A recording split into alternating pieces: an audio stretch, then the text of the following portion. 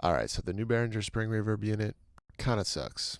Let's see if we can make it better. So a little while back, I got the new Behringer 636 spring reverb. I really just could never figure out how to make it work. It seems like the springs might be really loose inside. Like the more energy you feed it, the more it just kind of like builds and rings and rings and rings. It has a really long tail. So I thought it might be a fun project to break it open and see if I can dampen the springs myself. So it's pretty easy to get to the spring unit. There's just a bunch of screws on the front, and then you're looking for this little black box that houses the spring.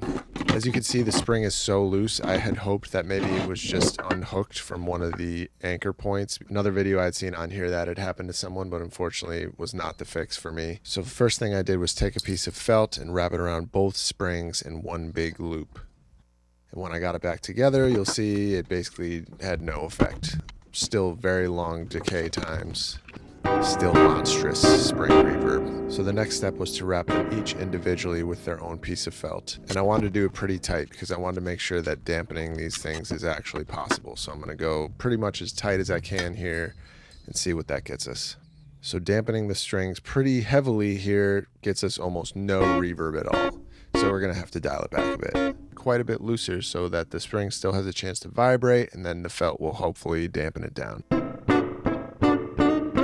So now that finally did work. Our decay time is significantly shortened. Because the spring is still so loose, it does have more of kind of like a slapback effect. But that's still a pretty desirable effect, and it's definitely something that I can use.